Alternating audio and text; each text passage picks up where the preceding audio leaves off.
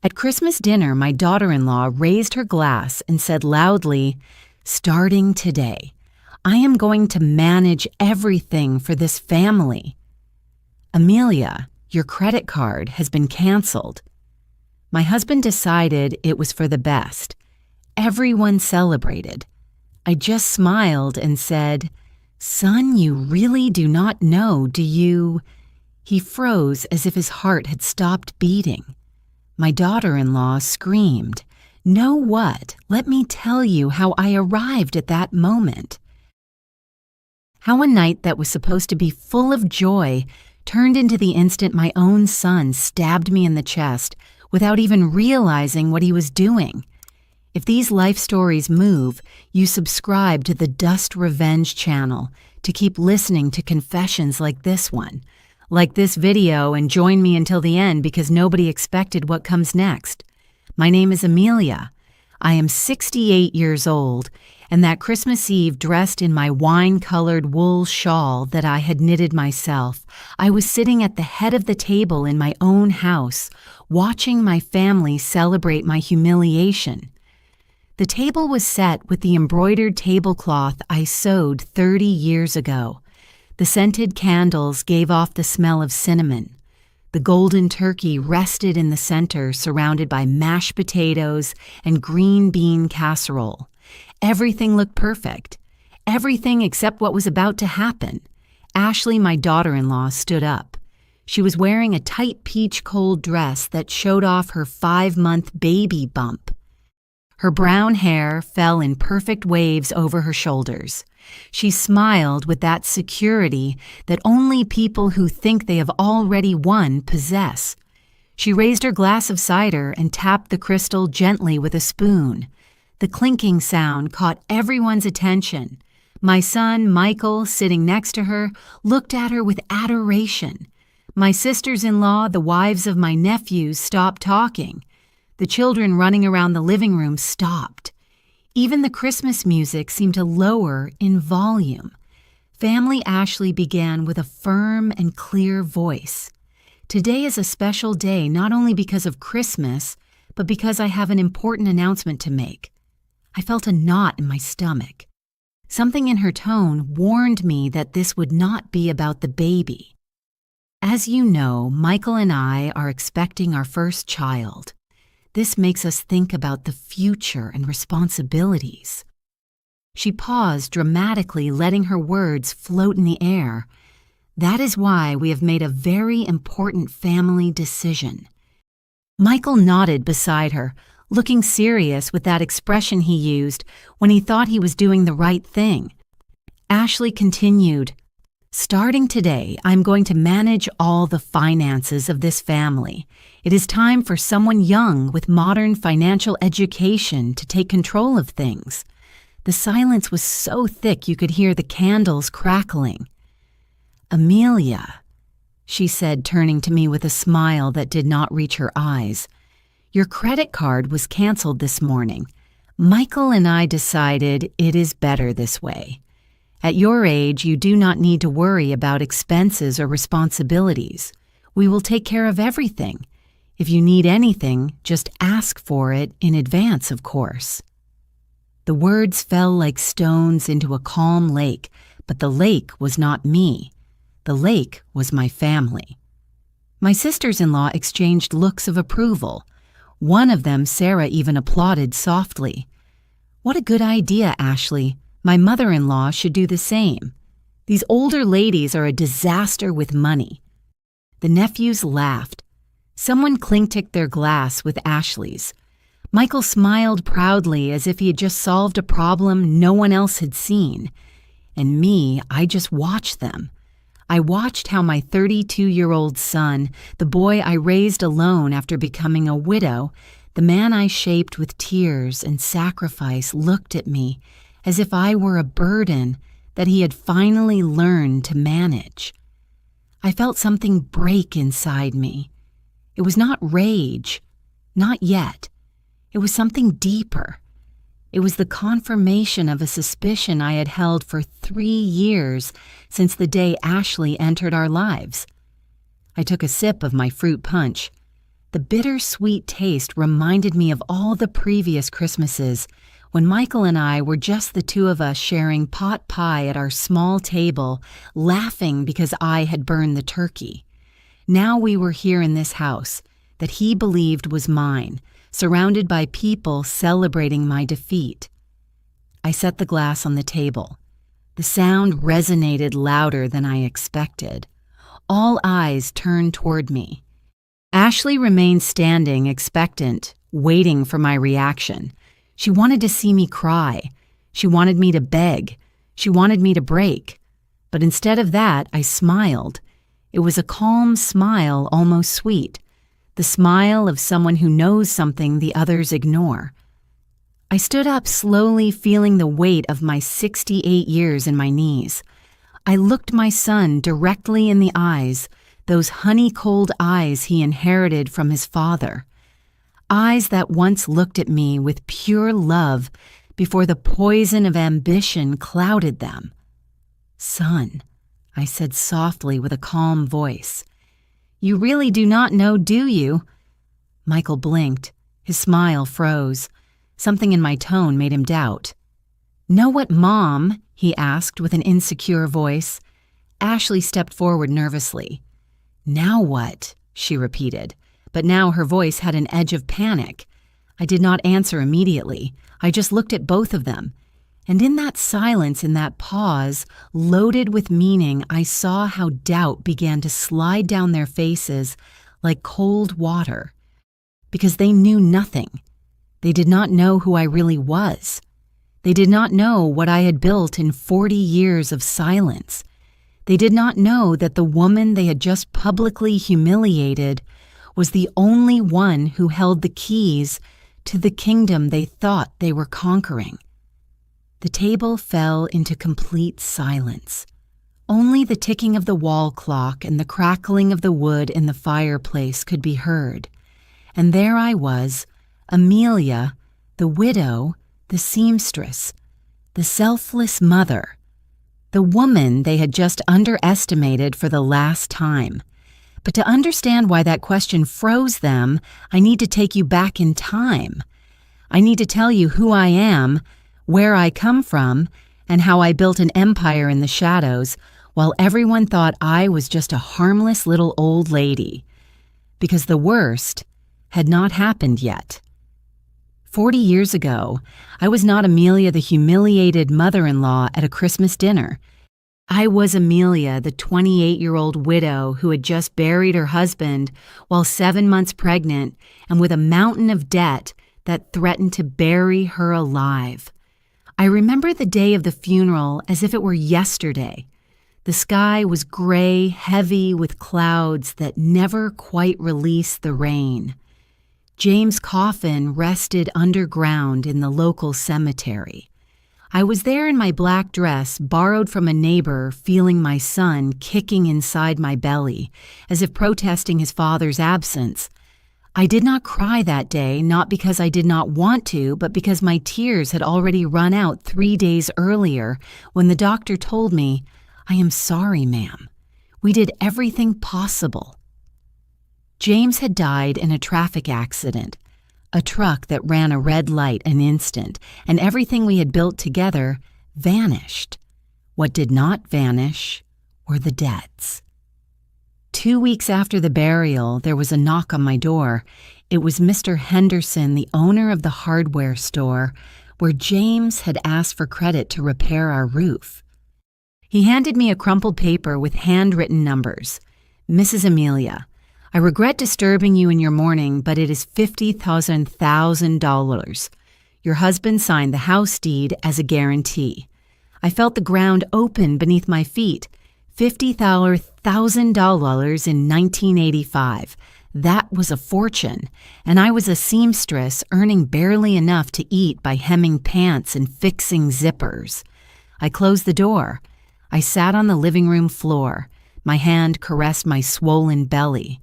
And for the first time since James died, I spoke out loud. "Forgive me, my child. Your mom does not know how we are going to get out of this. But I swear by God that we are going to make it. I had no plan, I had no money, I barely had strength. But I had a Singer sewing machine that my grandmother had left me, and I had hands that knew how to turn fabric into dreams. The next day, I walked 6 blocks to the house of Mrs. Stella Vanderbilt, a high society lady who had once asked me to fix an imported dress. I knocked on her wrought iron door with my heart in my throat. When she opened, she saw me there pregnant with dark circles under my eyes, reaching my soul holding a worn portfolio full of my hand-drawn designs. "Mrs. Vanderbilt," I said with a trembling but firm voice, "I need work anything, but I promise you that if you give me a chance, you will never find anyone who sews better than me." She looked me up and down. Then to my surprise, she smiled. "Come in, child, let's have coffee." That afternoon changed my life. Mrs. Vanderbilt did not just give me work, she gave me an education. She taught me that sewing was not just a craft, it was a business. She explained profit margins, how to charge by design and not just by the hour, about the importance of having clients who paid well instead of many who paid little. Amelia, she told me one day while we drank tea in her garden full of flowers, "You have a gift, but a gift without strategy is like having gold without knowing you have it. I am going to invest in you. I am going to lend you money so you can buy more machines and quality fabrics and rent a small workshop. And you are going to pay me back when you start earning. There is no rush, but there is a condition. Never settle for being just a seamstress. Become a businesswoman." 2 months later, Michael was born. A beautiful baby weighing 7 LEBs with his father's eyes and my upturned nose. I held him in my arms in that small public hospital room and whispered to him, "You are going to have everything I did not have. I promise you." And I kept that promise. I worked like never before, from 5 in the morning to 11 at night. Michael slept in a cradle next to my sewing machine. The sound of the mechanical pedal became his lullaby, while I sewed wedding dresses, sweet 16 gowns, and gala outfits. He grew up surrounded by colored threads and scraps of silk. With the money Mrs. Vanderbilt lent me, I opened my first workshop, Amelia's Fine Couture, in a small space downtown. I hired 2 girls from the neighborhood who knew how to sew. I taught them everything Mrs. Vanderbilt had taught me. The first 6 months were hard. There were nights I ate only beans and bread to be able to buy more fabric. But little by little, the business grew. The society ladies began to recommend me. "You have to go with Amelia. That girl sews like the angels." And with every dress I delivered, my reputation grew. 3 years after James's death, I had already paid all his debts, every dollar down to the last cent. Mrs. Vanderbilt came to visit me at the workshop the day I made my last payment. She hugged me tight and said, "I'm proud of you, child. Now comes the hard part, growing." And I grew. I opened a second workshop, then a third. I started selling not only to private clients, but to elegant boutiques. I registered my brand. Mrs. Vanderbilt introduced me to an accountant, to a lawyer. She taught me to invest. The money you earn is not for spending. Amelia, it is for making it grow. Buy properties, rent them out. Create passive income. I did not understand well what passive income meant, but I learned. Oh, how I learned. I bought my first commercial space when Michael was 8 years old, a small store on a well-located corner. I rented it to a lady who sold groceries. Every month she paid me $1,500, money that came in without me having to sew a single button. Michael studied in a public school. He wore mended uniforms. We ate simply. We lived in the same humble house that James had left us. But in secret, I was building an empire. After 10 years of widowhood, I already had 3 commercial spaces rented out. At 15 years, it was 5. I bought properties in areas that were growing before they went up in price. I invested in bank certificates. I saved every dollar as if it were the last. And never did I tell Michael anything. I wanted my son to grow up with hunger, with a desire to strive. I wanted him to value money because he had seen it be scarce, so he would not become one of those spoiled rich kids who waste fortunes because they never had to earn them. So I kept the facade, the seamstress widow, the struggling mother, the simple woman who barely got by. When Michael turned 18 and entered to study industrial engineering at the Technological University, I told him I'd gotten a full scholarship. In reality, I paid every dollar of his tuition, thousands every semester. When he graduated and got his first job as a junior engineer earning a decent salary, he was so proud. He hugged me and said, "Mom, now I am going to take care of you. You do not have to work so hard anymore." I laughed. I caressed his face. "Oh, my child, if you only knew." But I said nothing. By then, I already had 8 commercial properties, all rented, generating $20,000 monthly in passive income. I had 3 luxury apartments in the upscale district that I had bought at a bargain price during the economic crisis, and I had nearly $500,000 in bank investments. My total net worth exceeded several $1,000,000, and Michael believed his mother barely survived sewing dresses. I did it out of love for protection because I wanted him to become a man by his own merits.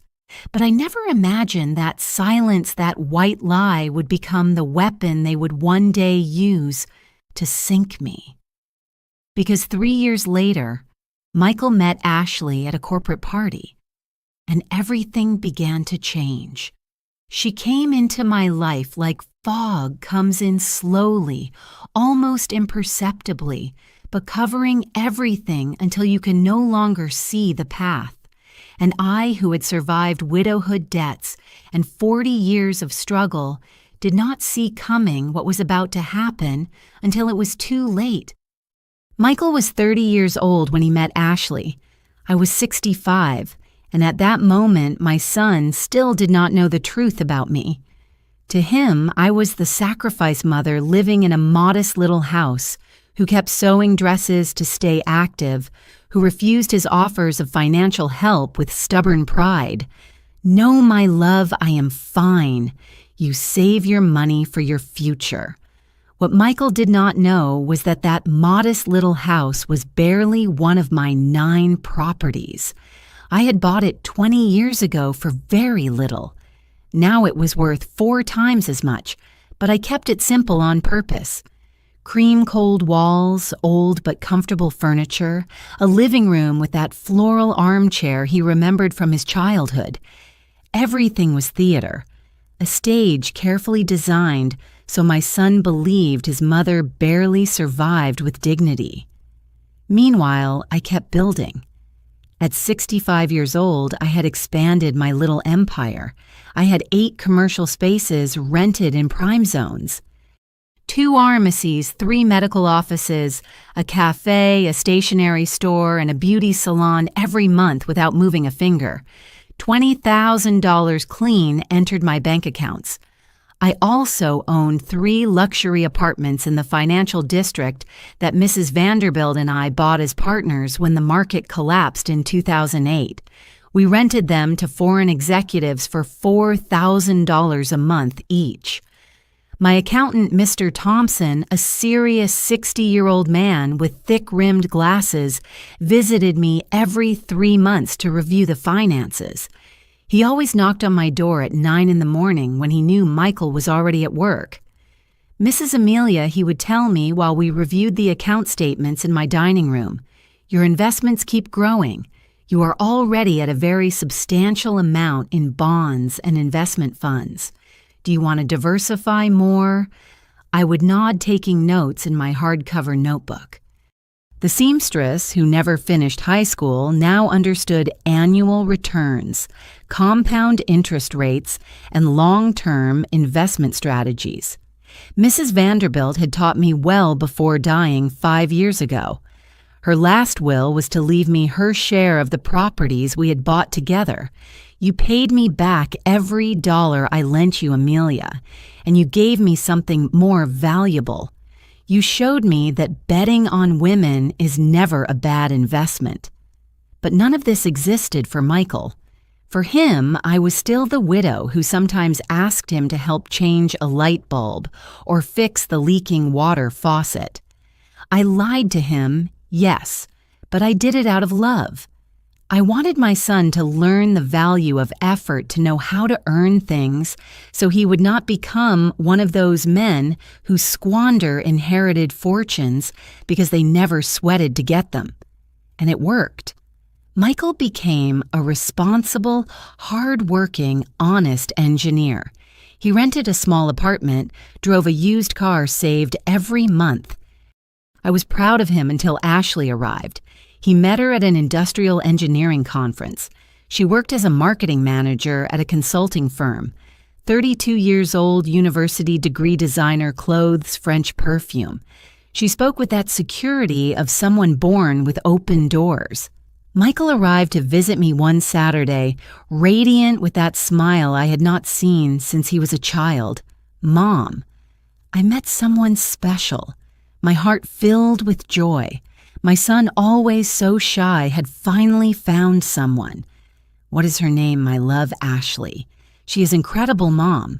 Intelligent, successful, beautiful. I want you to meet her. 2 weeks later, she knocked on the door of my house. She arrived in a white BMW. She wore large sunglasses, a leather bag I recognized as designer. I had sewn enough imitations to know the difference in heels that sounded authoritative against the floor. I opened the door with my apron still on hand, stained with flour because I was baking cookies. Ma'am, nice to meet you. I am Ashley. I am. She extended her hand. Her handshake was brief, almost dismissive. Her eyes scanned my house in 2 seconds. The old armchair, the ancient television, the faded curtains. I saw her expression change, a microsecond of disappointment, immediately covered with a professional smile. That day, we ate pot roast that I had prepared.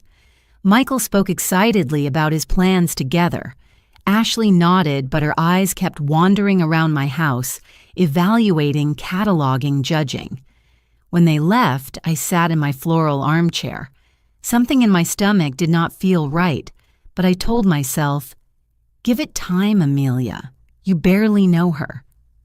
The next 6 months were a whirlwind. Michael and Ashley became boyfriend and girlfriend formally. He started to change. Small things at first. He stopped visiting me on Sundays, our sacred tradition since he was a child. Because Ashley organized brunches with her friends. He started wearing more expensive clothes, things I knew he could not afford on his salary. When I asked him, he told me, Ashley says I must invest in my professional image, Mom. One day he came to see me with a serious face. Mom, Ashley and I are thinking about getting married. My heart jumped so fast, my love, you have only been together 8 months. It is just that. She is the one mom I know and well. He scratched the back of his neck nervously. There is something I want to ask you. I felt a chill. Tell me. Ashley thinks that well that when we get married it would be good if you sold this house and came to live with us. She says it is too big for you alone, that you are already older, that you need someone to take care of you. There it was. The first move on the board. I smiled calmly. Oh, my boy, I am perfectly fine here. This house has my memories, my sewing workshop. I cannot imagine myself anywhere else. Michael frowned. But Mom, Ashley is right. What happens if you fall and there is no one? If you get sick, we could take care of you better. Take care of you. That phrase, as if I were an invalid old woman who needed supervision. Son, I am 65 years old, not 90. I keep working, walking, living my life. When the moment comes that I need help, I will let you know. But that moment is not today. I saw the frustration in his eyes, but he nodded. Okay, Mom, I just want you to be well. They left, but that conversation planted a seed of worry in my chest. 3 months later, they got married. A discreet wedding in an elegant garden. 150 guests. Imported wedding dress that cost thousands.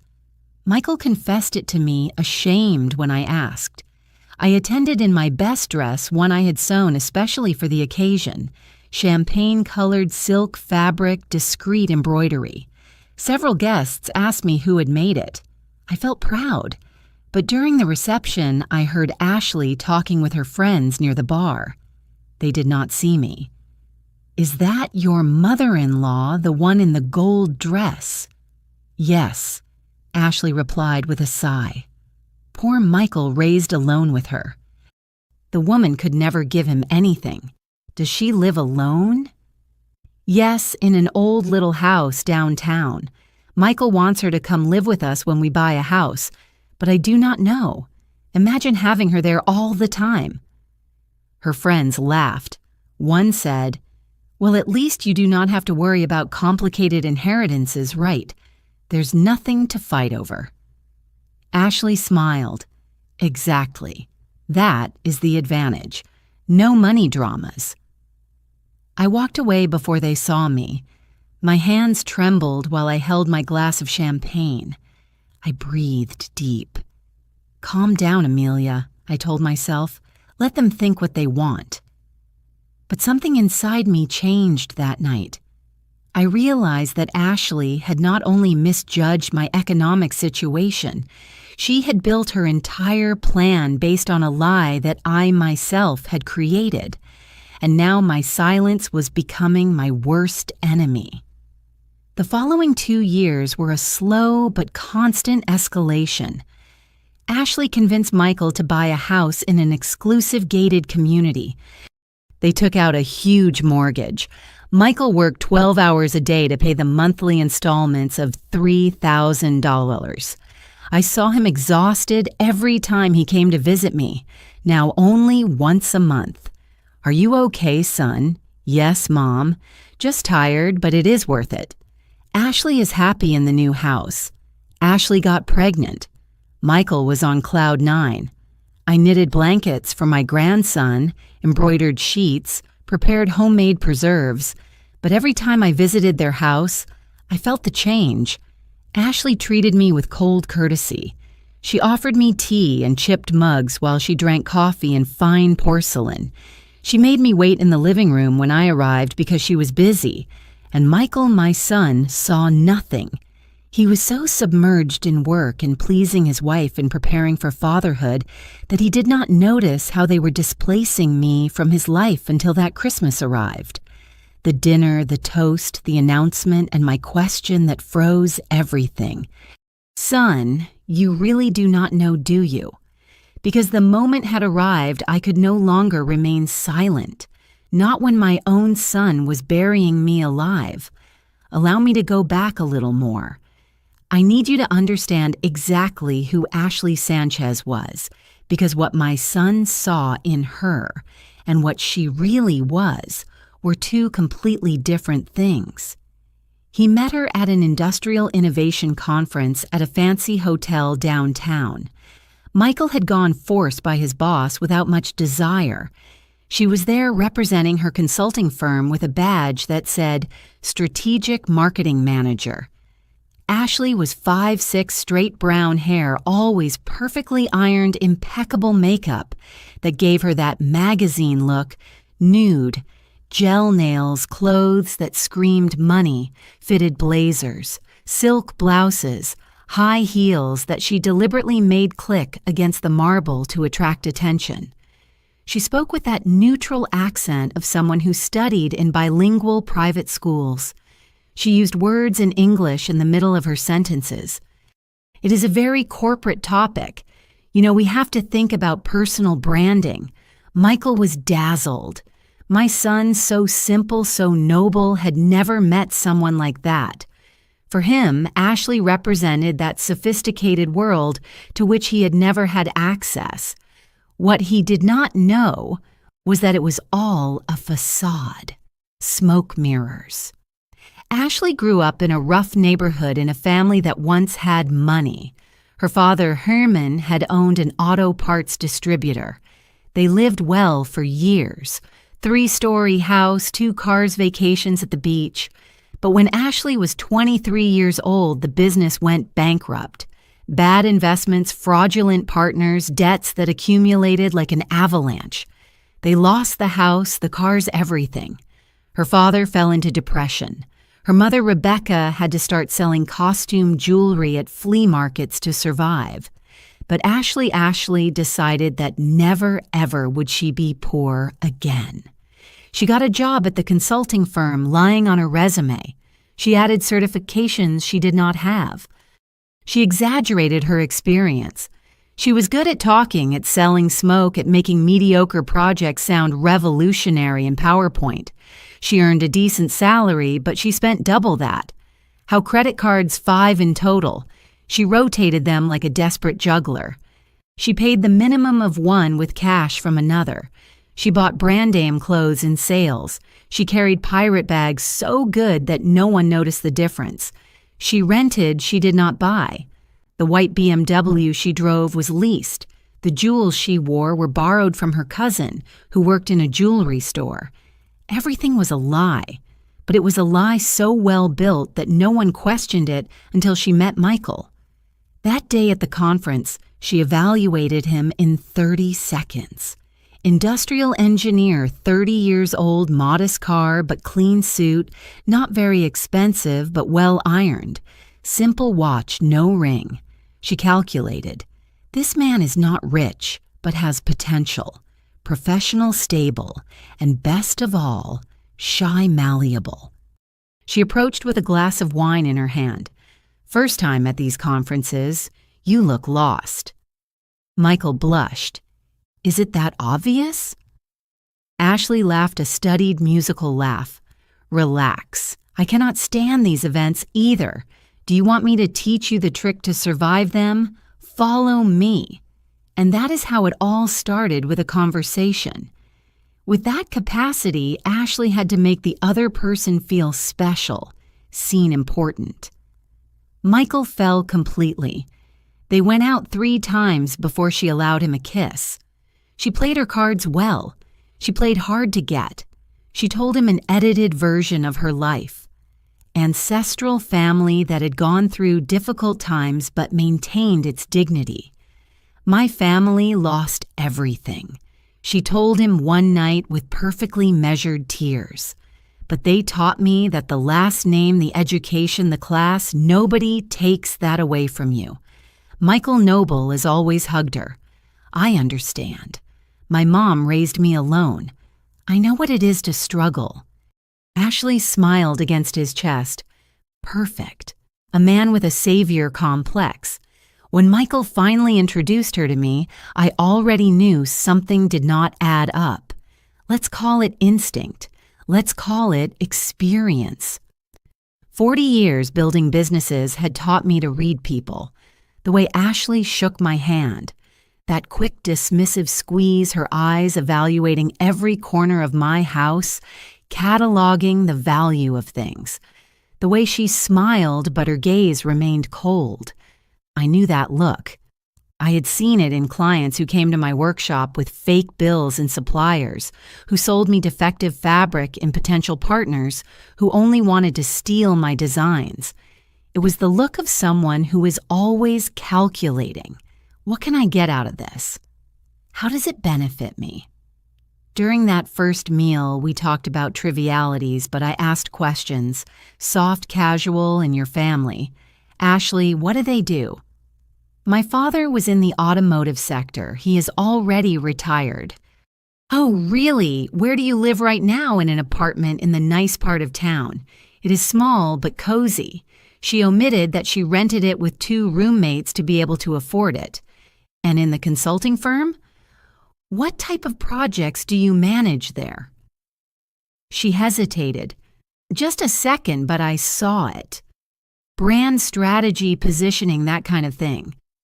Michael looked at her infatuated.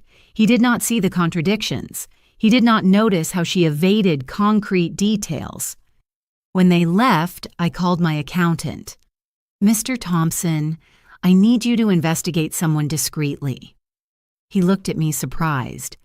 In all our years working together, I had never asked him for something like that. Mrs. Amelia, it is for Michael. I need to know who my son is going out with. 3 weeks later, I had a 12-page report on Ashley Sanchez. Credit card debts, thousands of dollars. Credit history bad too. Personal loans and collections, real salary much less than she told Michael. Family unemployed father, mother selling informal goods. Younger brother with addiction problems.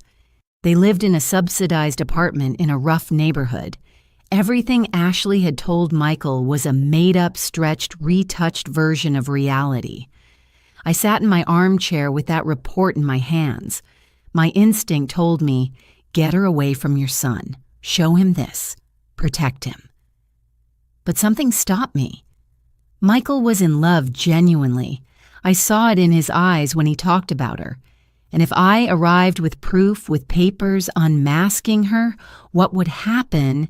He would hate me. He would see me as the meddling mother-in-law, the controlling mother who does not want to let go of her son. Besides, part of me understood Ashley. I had been in her place, young, scared trying to survive in a world that judges you by your bank account. I had also lied.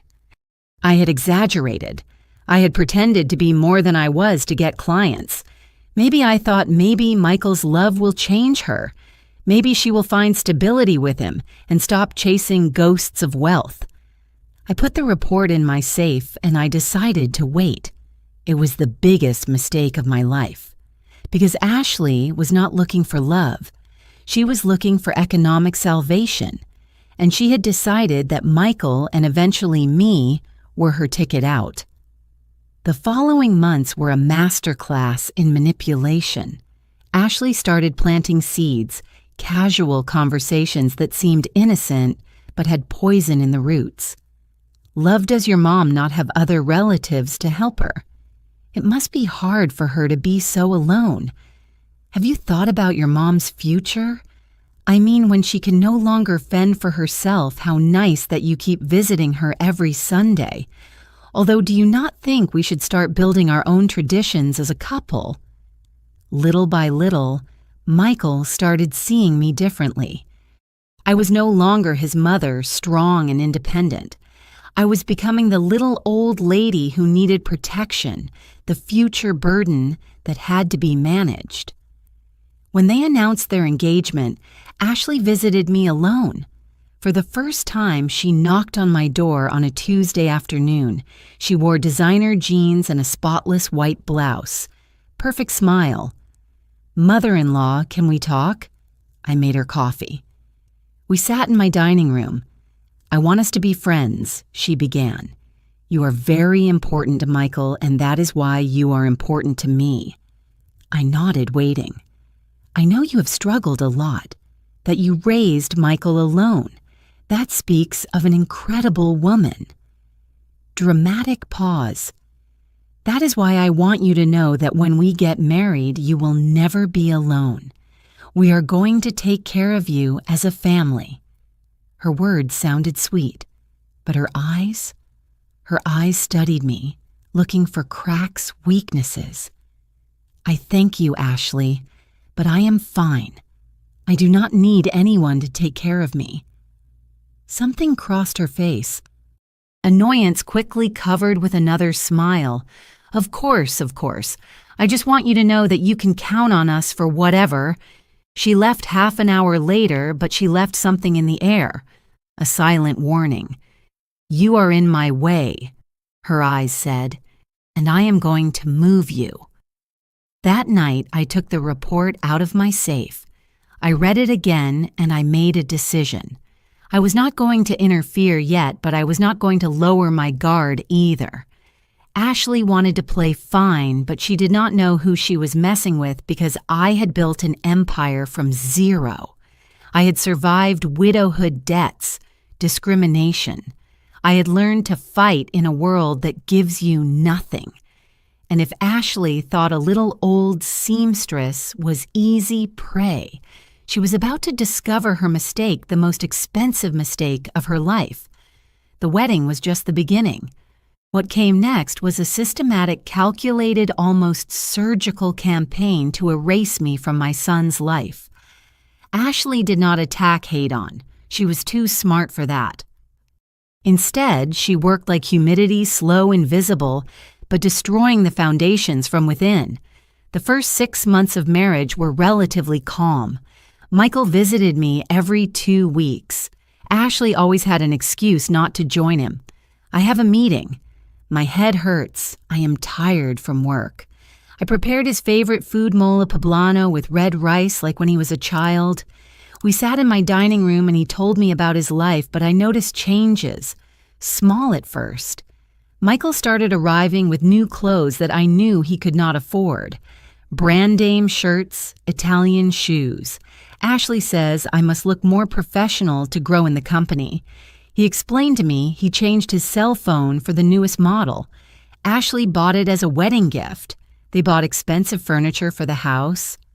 Ashley found an incredible offer. Every sentence began with Ashley says, Ashley thinks Ashley wants. My son was becoming an echo of his wife. One Sunday, 8 months after the wedding, Michael arrived with a strange expression. Worried, he sat in the armchair and looked at me with those eyes that always melted my heart. Mom, I need to talk to you about something important. My stomach tightened. Tell me, my love. Ashley and I have been talking about your situation and we are worried. My situation, I raised an eyebrow. Yes. Living alone at your age, Mom. You are already 66 years old. What happens if you fall? If you get sick? If someone tries to rob you? This house is old. The neighborhood is not so safe anymore. Every word was a repetition of something I was sure Ashley had planted in his head. Michael, I am perfectly fine. I know all my neighbors.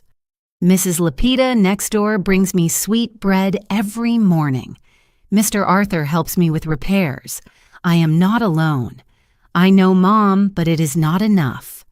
He breathed deep. Ashley and I want you to come live with us. There it was. The first real play. My love, I appreciate the offer. Really, but this is my house. Here are my memories of your father, of when you were a child, my sewing workshop, my life. Michael rubbed his face, frustrated.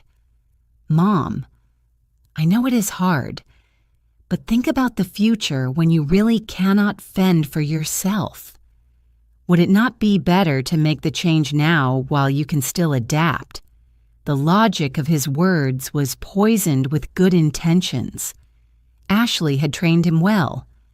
Son, when that day comes, if it comes, we will consider it. But today is not that day. Is that clear? I saw the disappointment in his eyes. He left half an hour later with the container of mole I had prepared, but with the weight of something unresolved between us. That night, I received a call. Ashley. First time she called me directly. Mother-in-law. I'm very sorry if today's conversation made you uncomfortable. Michael is just worried about you. Her voice was poisoned honey. I understand Ashley, but there is nothing to worry about. Of course. It is just that.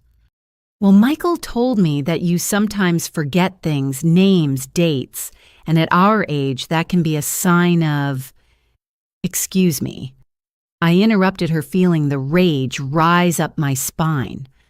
What exactly did Michael tell you? Oh, I do not want to worry you. Probably it is just nerves. But he mentioned that last week you forgot that you had already agreed to meet, and it was a lie. Complete lie. Michael had canceled our appointment, not me. But Ashley was rewriting history, planting doubts about my mental health. Ashley, I said with a firm voice, my mind is perfectly clear.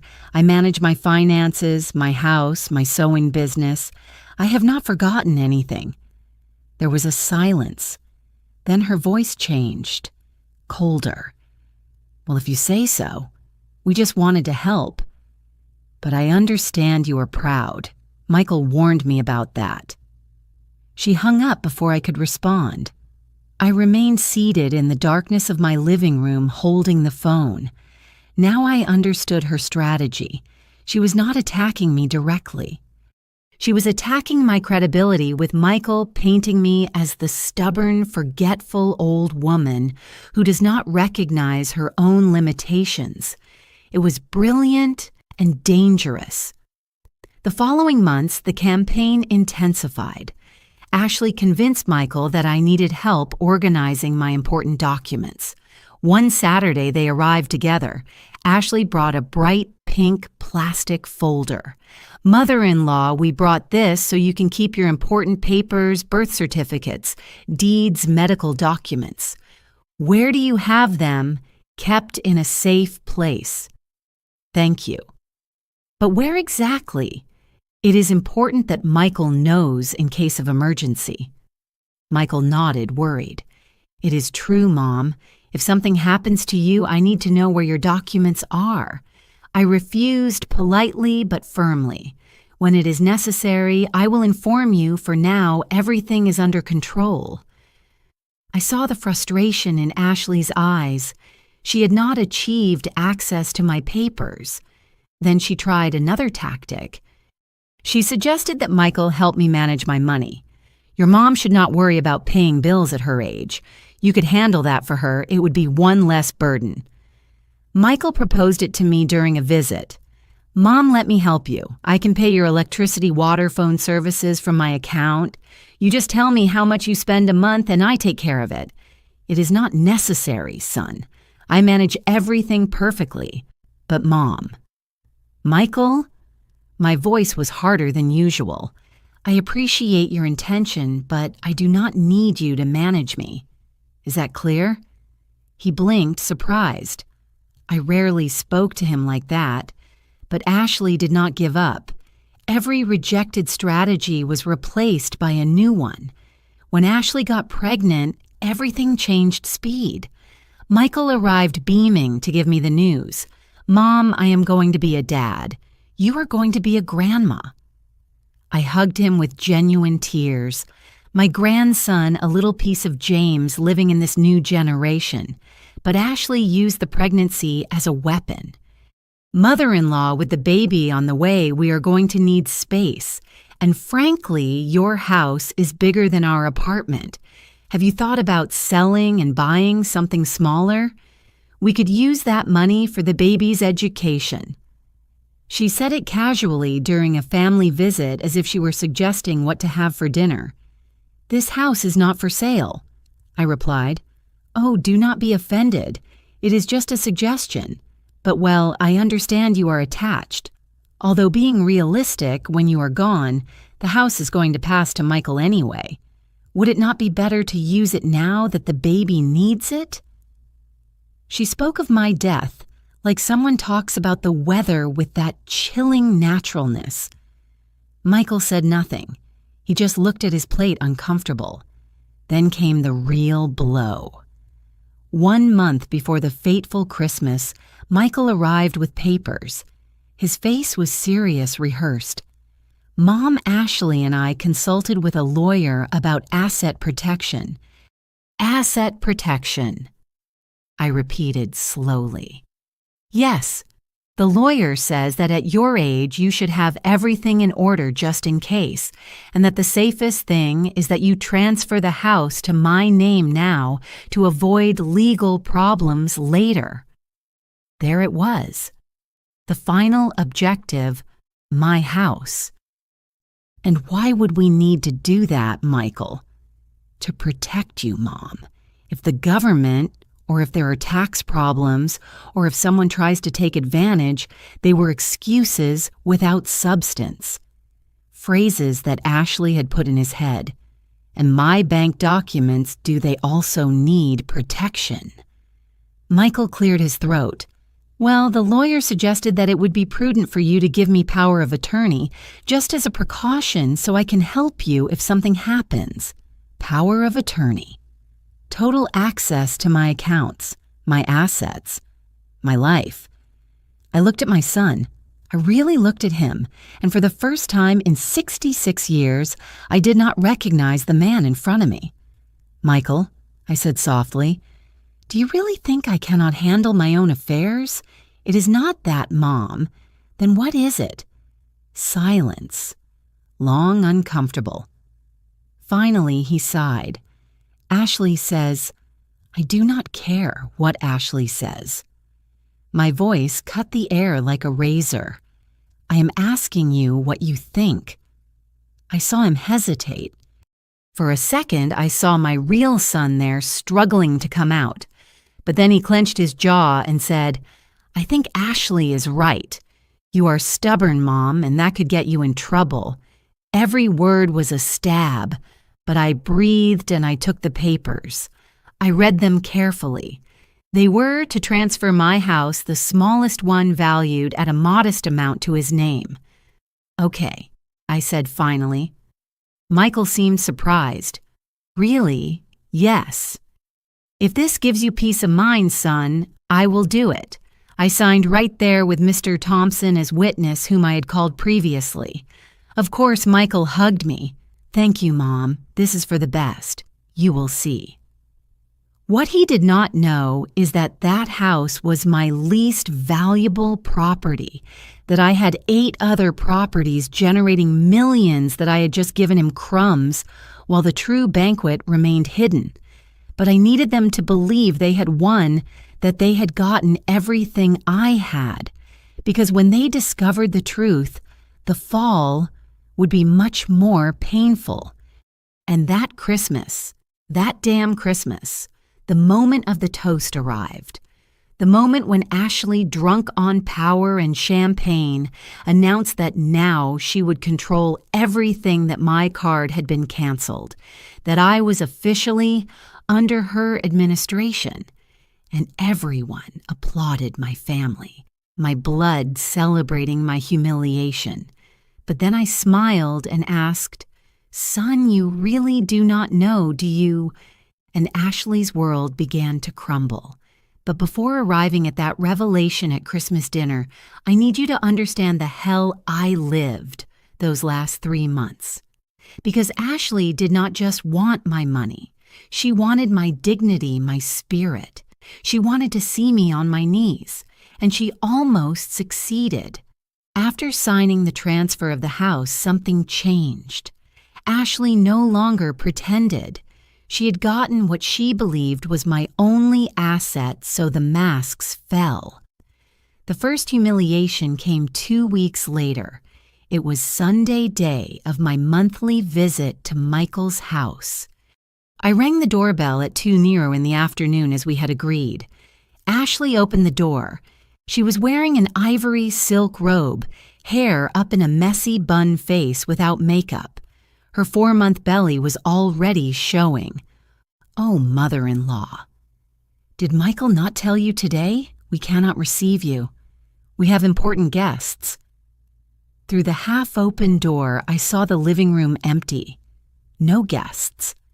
Michael confirmed to me yesterday to come today, I said, holding the container with tamales I had prepared since 5 in the morning. Ashley sighed as if I were a foolish child. Well, he told you wrong. Besides mother-in-law, we need to talk about these surprise visits. Now that the baby is coming, we cannot be receiving people without planning. Michael will call you to schedule when it is convenient. Schedule. I repeated the word as if it were poison in my mouth. I am his mother, not a dentist appointment. I know, but things change. You understand. She began to close the door. Leave me the tamales. I will give them to Michael. She extended her hand to take the container as if she were a delivery person, as if I were not the woman who had raised her husband alone for 30 years. "No," I said, stepping back. "These tamales are for my son. I will give them to him when I see him." Ashley narrowed her eyes. "Whatever you want. Have a good day." The door closed in my face. I remained standing there on the porch of that pretty house in that elegant gated community, holding tamales that were getting cold, feeling smaller than I had felt in years. I returned to my house in a taxi. I did not eat. The tamales stayed in the refrigerator. 3 days later, I threw them away. They had spoiled like my relationship with my son. Michael called me the following Wednesday. "Mom, sorry about Sunday. Something came up last minute." He did not mention important guests. He did not mention that Ashley had kicked me out. Just an empty apology. "It is okay, son." I lied. Because what else could I say? The next humiliation was worse. Ashley called me a Tuesday afternoon. "Mother-in-law, I need to ask you a favor. Tell me.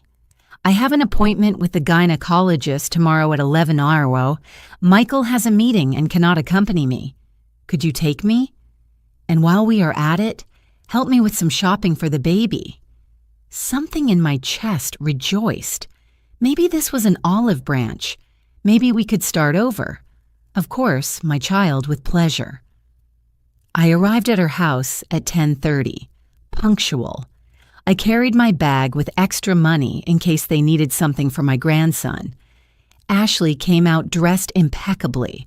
Lavender maternity dress, low heels, brand name bag. She looked me up and down. I was wearing my normal clothes, jeans, embroidered blouse, comfortable shoes. "Oh, mother-in-law, are you going like that?" "Excuse me. No, nothing. It is just that we are going to the mall afterwards." "But well, it does not matter." She said no more, but the message was clear. I looked bad. I was not at her level. In the office, the gynecologist received us. "Is this the mom?" she asked me, smiling. "No, it is the mother-in-law," Ashley corrected quickly. My mom had an unforeseen event. During the whole consultation, Ashley treated me as if I were invisible. She did not include me in the conversations. When the doctor asked something, she answered looking only at Ashley. "Do you have family support for when the baby is born?" "Yes, my mom is going to come help me the first months," Ashley replied. I was sitting there a meter away and she had just erased me. Afterwards, we went to the mall. Ashley entered an expensive baby store. Stroller, crib bottles, clothes. She was pointing at things. "I like this. This too. This, yes." The saleswoman added it up. Thousands of dollars. Ashley turned toward me. "Mother-in-law, can you help us with this? It is for your grandson." There it was, the real reason for inviting me. I took out my wallet. Inside, I had $300 in cash. It was what I normally carried. I brought $300 Ashley. I did not know we were going to buy so much. I saw her expression change. Disappointment, then contempt. $300. "That is it." She laughed a cruel laugh. "Well, I suppose it is what is possible. Leave them. I will pay the rest." She took out a gold credit card. "Surely Michael's and paid." The saleswoman looked at us uncomfortable. "Next time, let me know in advance," I said calmly, "and I can bring more." Ashley looked at me like one looks at an insect. "Do not worry, mother-in-law," I understood. Michael was right. You do not have much to contribute. Every word was a nail in my heart. On the way back, we did not talk. She left me at my house without even getting out of the car. That night, I cried. For the first time in years, I cried until I ran out of tears. But the worst was still to come. One Saturday, Michael called me. "Mom, we are going to have a family reunion next weekend. My cousins, their wives, the kids. Ashley wants everyone to see her belly. Can you come, of course, son? Should I bring something? No. No, just come. I arrived with a cake I had baked. Chocolate. Michael's favorite since he was a child. The house was full. Cousins, nephews, sisters-in-law, everyone well-dressed, drinking wine, laughing. Ashley was the center of attention with her tight dress, showing her belly, receiving congratulations. I entered with my cake. No one greeted me. I looked for Michael.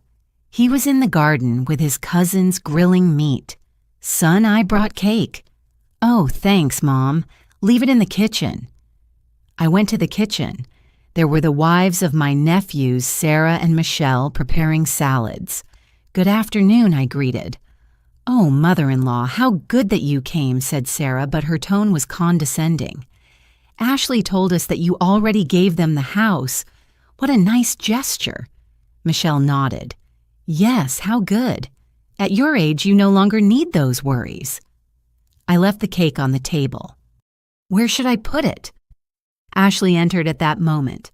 She saw my cake, wrinkled her nose. Oh, mother-in-law, I told Michael not to bring anything. We already have dessert. We bought a cake from a French bakery. She pointed to an elegant box on the counter, but thanks. We can save it for later. She took my cake, 3 hours of work made with love, and put it in the refrigerator in the back hidden. Come, mother-in-law, let's go to the living room, but careful with the white armchair. It is new. Better sit on the wooden chair. She pointed me to a hard, uncomfortable chair in a corner. As if I were a punished child, I sat. I watched my family laugh, toast, celebrate. No one included me in the conversations. When I tried to participate, they ignored me or changed the subject. At mealtime, they served the plates. Grilled meat, gourmet salads, elaborate sides. They gave me a plate, but I noticed it had less meat than the others, more salad. As if they were rationing me. Ashley stood up with her glass. Family. I want to thank you for being here. This baby is going to be born surrounded by love. She looked at everyone. Her eyes passed over me as if I were part of the furniture. I especially thank my mom who is going to come take care of me after the birth. I do not know what I would do without her. Everyone applauded.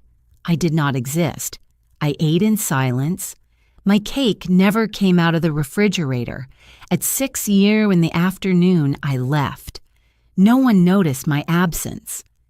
2 weeks later, the final blow arrived before Christmas. I went to the bank to withdraw money from my personal account, the one that had the small pension from my sewing my facade account. I put my card in the ATM. Card blocked. Consult your bank. I entered the branch. The executive reviewed my account. Mrs. Amelia, your card was canceled by request of the authorized holder, a certain Michael Mendes. I felt the floor move. How it says here, he requested the cancellation a week ago as a protection measure for senior citizens. Michael had canceled my card without telling me, without consulting me. I called my son furious. Mom, wait. Let me explain.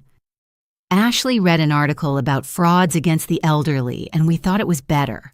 We thought, or Ashley thought, Mom, do not get angry. It is for your protection. Now, if you need money, just tell me, and I give it to you. You give me of my own money. It is not like that. It is just that, give me back my card, Michael. I cannot, Mom. It is already decided. This is for the best. I hung up, trembling with rage and helplessness. That night, I took the documents out of my safe. I read them all, my properties, my investments, my secret empire, and I made a decision. Enough. The lie is over. Being invisible is over. Letting them trample me is over. If they wanted to play at controlling me, if they wanted to treat me like a useless old woman, if they wanted to humiliate me, I was going to teach them who Amelia really was, and Christmas would be the perfect stage. I called Mr. Thompson. I need you to prepare something for me. For Christmas dinner, bring all the documents, all of them. Are you sure, Mrs. Amelia, completely? Because Ashley had committed a fatal mistake. She believed that humiliating me would break me, but the only thing she did was wake the warrior who had been asleep for years. And when a woman who built an empire from scratch decides to fight, there is no mercy. Christmas morning, I woke up at 5, not out of habit, but because I could not sleep. I sat on the edge of my bed watching the darkness outside my window. The neighbors' Christmas lights twinkled weakly. I could hear distant carols from some nearby house. I touched the wine-cold shawl I had left prepared on the chair. I had knitted it myself 15 years ago when Michael turned 17. Every stitch carried a prayer, a wish for my son to be happy. Today, that same son would see me like never before. I showered, dressed carefully, black dress pants, hand-embroidered beige blouse, the shawl over my shoulders. Nothing ostentatious, nothing that called attention. I wanted to look exactly like what Ashley thought I was, a simple, defeated little old lady. At 8 in the morning, my doorbell rang. It was Mr. Thompson. He entered with a brown leather briefcase. He left it on my dining table with a solid thud. Inside was my real life, all the documents, all the proof. "Are you completely sure about this, Mrs. Amelia?" he asked, taking off his glasses to clean them, a nervous gesture he did when he was worried. "More sure than ever, Mr. Thompson. It is going to change everything. Your relationship with your son. My relationship with my son already changed." I interrupted him. "Michael decided who I am without asking me. Ashley decided what I am worth without knowing me. Today they are going to discover they were wrong." Thompson nodded slowly. "What time do you want me to arrive at 9 at night? Michael said the toast would be at 9:30. You arrive just after the toast. I will call you." He left. I stayed alone in my house with the brown briefcase on the table. I opened it. I went over every document as if it were the first time I saw them. Deeds to 8 commercial properties, valued together millions of dollars. Lease contracts, monthly income, $20,000. 3 apartments in the financial district. Valuation millions more. Monthly rents $12,000. Investment certificates, funds, bonds, total substantial liquid assets. Total net worth over $7 million. And Michael knew nothing. Absolutely nothing. I closed the briefcase. I breathed deep. James. I whispered to the air, speaking to the ghost of my husband dead 40 years ago. "I wish you were here. I wish you could tell me if I am doing the right thing." The silence was my only answer. At 6 in the afternoon, I took a taxi to Michael's house. I carried a container with my famous fruit punch, apples, guavas, cinnamon, and a bag with wrapped gifts for the baby due in March.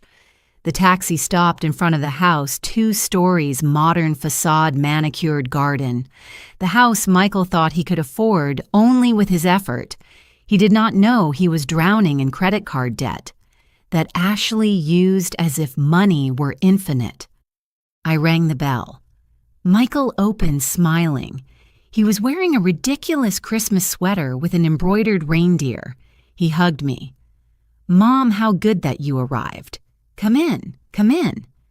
He smelled like his usual cologne. For a second, he was my boy again, the one who ran to hug me when he came back from school, the one who told me, "I love you, Mom," every night before sleeping. But then Ashley appeared. Tight peach dress, V-neckline hair in perfect waves, 5 months pregnant. She looked radiant, powerful. "Mother-in-law, how good that you could come." The emphasis on could was subtle, but venomous. The house was full. My nephews and their families had already arrived. Sarah and Michelle, the sisters-in-law, were in the kitchen laughing. Children ran through the living room. Everything smelled like roasted turkey and hot cider. I sat in the armchair. They indicated the same one from the last meeting, hard, uncomfortable in the corner. Ashley brought me a glass of cider. Here you go, mother-in-law. Non-alcoholic, of course. At your age, alcohol is not good. I was 68 years old, not 90. But I said nothing. I just smiled. Thank you, my child. The dinner went on normally. Well, normal for what my life had become. Conversations from which they excluded me. Looks that ignored me. Laughter that did not include me. I ate my turkey again, less portion than the others, and I watched memorizing every face, every gesture of contempt. At 9 hours sharp, Ashley stood up. She tapped her glass with a spoon. The clinking silenced the conversations. Family, it is time for an important toast. Everyone raised their glasses. Me too. Slowly, Ashley radiated confidence. She had practiced this moment. She had planned it. Today, we not only celebrate Christmas, we celebrate a new beginning for this family. Michael looked at her proudly. His cousins nodded expectant. As you know, in March, our baby arrives. This has made us reflect on responsibilities on the future. She made a dramatic pause. Her hand caressed her belly. That is why Michael and I have made an important decision. My heart beat slow heavy like a war drum. Starting today, I'm going to manage all the finances of this family. Absolute silence. It is time for someone young, prepared with modern vision to take control. Michael has worked very hard. He deserves someone to optimize his resources. Several nodded. Very well thought out, murmured Sarah. Ashley continued. And now her gaze locked on me like a predator that has its prey cornered. Mother-in-law. I know this can be difficult to understand, but it is for the best. At your age, you should no longer worry about money, about paying bills, about deciding expenses. She smiled a smile that did not reach her eyes. That is why this morning Michael and I canned your credit card. I heard muffled gasps, but not of indignation, of approval. It was the right thing, added Michelle. My mother-in-law should also do that. These older ladies sometimes spend on unnecessary things. Laughter. Damn laughter. Ashley raised her glass higher. So let's toast to a prosperous future, to a baby who will be born into an organized family, to intelligent decisions. Cheers, shouted everyone.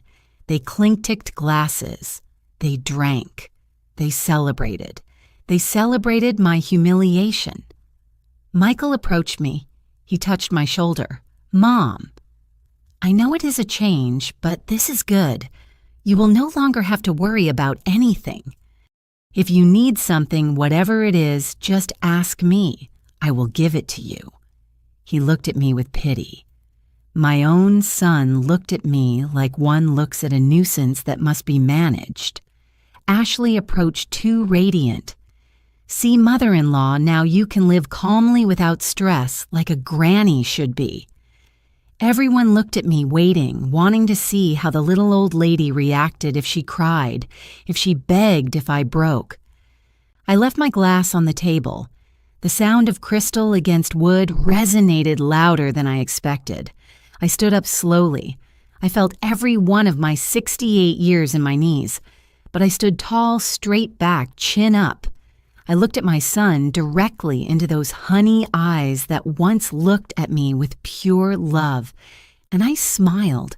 Not a sad smile, not a defeated smile, a calm, enigmatic, dangerous smile. Son, I said softly. My voice cut the silence like a knife through butter. You really do not know, do you? Michael blinked. His smile froze. Something in my tone disconcerted him. Know what, Mom? The atmosphere changed like when the sky darkens before the storm. Everyone felt the change. The conversations died. The children stopped running. Ashley stepped forward with a sharp, nervous voice. Know what, mother-in-law, I did not answer immediately. I let the silence grow, let the tension become unbearable. I looked at both of them, then at my whole family one by one, recording their faces in my memory. Mr. Thompson, I said, finally taking out my phone. Can you come now? I dialed. 2 rings. Mrs. Amelia, bring the brown briefcase, please. The family is ready. I hung up. Ashley looked at me with confusion that quickly turned into panic. What are you doing waiting? I replied calmly. I sat back down. I crossed my hands on my lap. You are going to meet someone important. Michael approached. Mom, what are you talking about? Who is Mr. Thompson? My lawyer. Well, one of Michael, turned pale. You have lawyers. Several, my love. When you handle a certain volume of assets, lawyers are necessary. The words fell like bombs. Sarah murmured. Assets. Ashley laughed, a nervous, forced laugh. Mother-in-law. I do not understand your jokes. What assets? If you barely have, what, Ashley? I interrupted her. My voice was no longer soft. It was steel. Finish the sentence. She opened her mouth. She closed it. She had no answer. 20 minutes later, the 20 longest minutes of their lives. The doorbell rang. Michael opened the door like an automaton. Mr. Thompson entered. 60 years old, thick glasses, impeccable gray suit, brown briefcase in hand. Good evening, family, he greeted formally. I am attorney Edward Thompson, accountant, and legal advisor to Mrs. Amelia for 20 years. 20 years. I let that number float in the air. He approached me. Mrs. Amelia, attorney, please show them. He opened the briefcase on the dining table. He began to take out documents one after another. Deeds, contracts, certificates, account statements, the table filled with papers. Michael approached. He took one, he read it, he turned pale. This says you own a pharmacy downtown. That is right. I confirmed. I bought it 18 years ago for peanuts. Now it is worth almost $1 million. I rent it for thousands monthly. He took another document. His hands trembled. 3 medical offices in the Heights. I bought them in the crisis of 2008.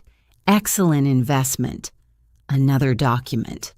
A cafe, a stationer's store, a beauty salon, all rented, passive income, son money that comes in without me lifting a finger.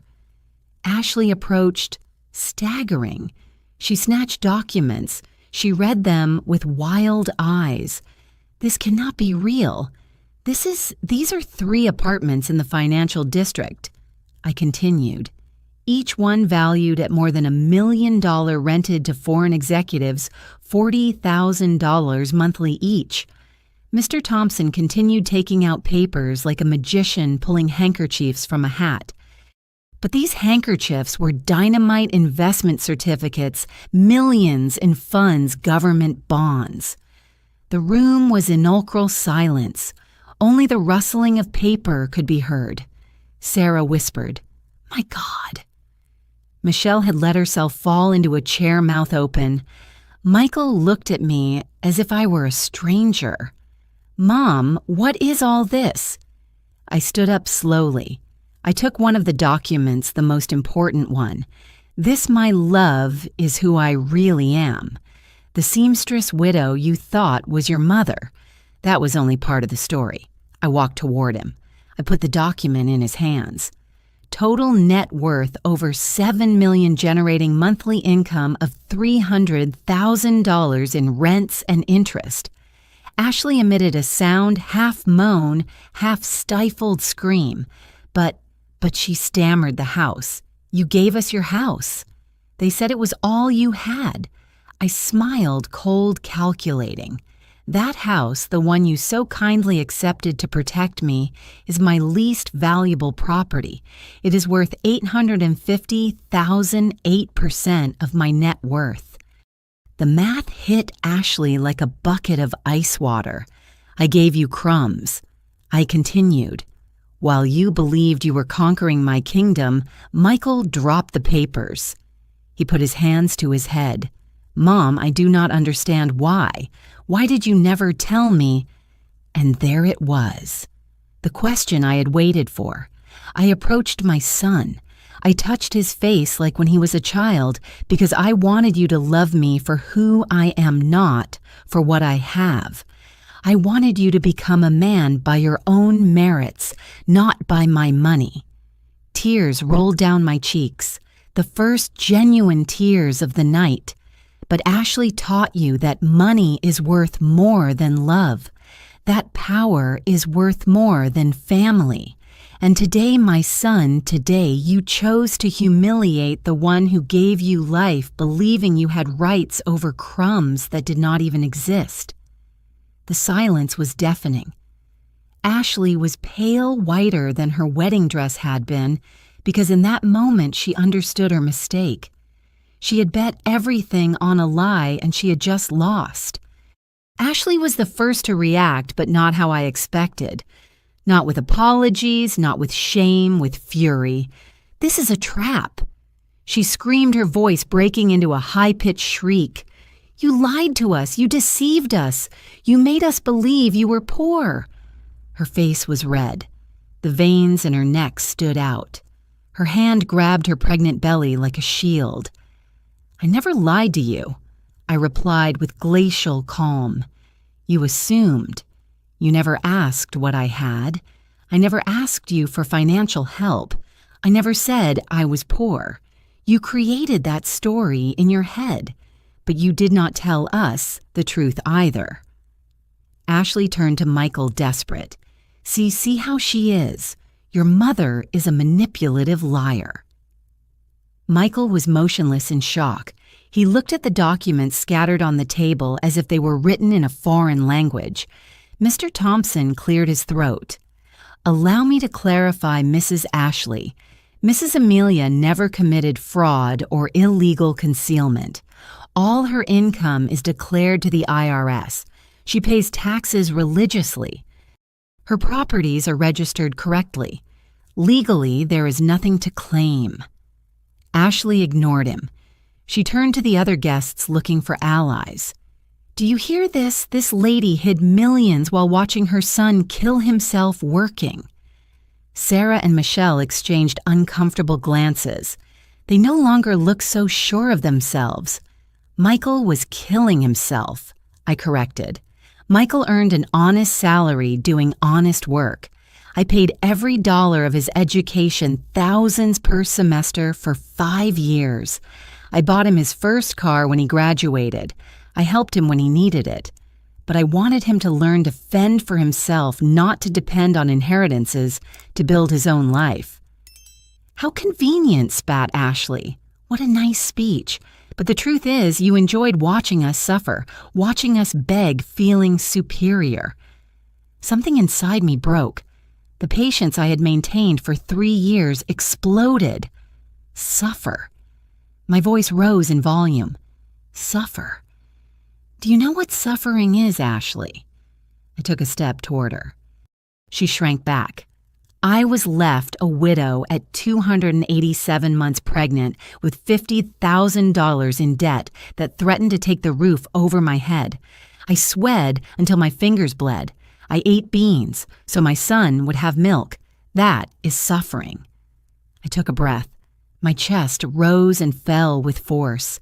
You suffered because you could not buy the designer bag you wanted because your leased BMW was not yours, because your credit cards were at the limit of $150,000 you spent on whims. Ashley turned pale. How I took another document from the pile. I threw it at her. It fell at her feet. Private investigation. I hired a detective a year ago when I started suspecting who you really were. She bent down to pick it up with trembling hands. She read it. Her face went from white to green. Your family went bankrupt when you were 23. Your father is unemployed. Your mother sells jewelry at flea markets. Your brother has addiction problems. They live in a subsidized apartment in the rough side of town. Every word was a slap. Everything you told Michael about your ancestral family was a lie. The BMW is leased. The jewelry is borrowed. The brand name clothes you buy in sales or are knockoffs. Michael finally spoke. His voice sounded broken. Is that true, Ashley? She did not answer. She just cried. But they were not tears of regret. They were tears of rage, of humiliation. Mr. Thompson continued relentless. And there is more, Mr. Michael. Your wife has 5 credit cards in her name, all maxed out. Total debt over $150,000 with interest accumulating at 28% annually. Michael staggered. He had to lean on the wall. 5 cards. Ashley, you told me you only had 1 for emergencies. I was going to tell you, she stammered, when they repossessed the house. I took another document. This was the most painful for me to share. But it was necessary. Michael, there is something else you must know. I handed him a paper. He took it with hands that would not stop trembling. Ashley started dating you 3 weeks after her previous relationship ended. A 45-year-old businessman married. She was his mistress for 2 years. He paid for an apartment close trips. When his wife found out and forced him to end it, Ashley looked for a replacement. No, whispered Michael. I am sorry, son. But you needed to know. Ashley did not fall in love with you. She fell in love with what she thought you were, a stable engineer with a mother who would eventually inherit a retirement plan. Ashley exploded. That is not true. I love Michael. All this is because you are a resentful witch who cannot stand her son having his own family. You love him? I asked softly. Then tell me, Ashley, when you canceled my card without asking me. When you served me food on chipped plates while you ate on porcelain. When you made me wait at the door like a beggar. When you hid my cake in the refrigerator so no one would see it. That was love. Love for Michael meant destroying his mother. Silence. Michael looked at me with tears rolling down his face. Mom, I did not know. I did not know she... I know, son, that is why I am doing this, not to hurt you, but to open your eyes before it is too late. Ashley changed tactics. She knelt in front of Michael, dramatic, grabbing his hands. Love, please do not believe her.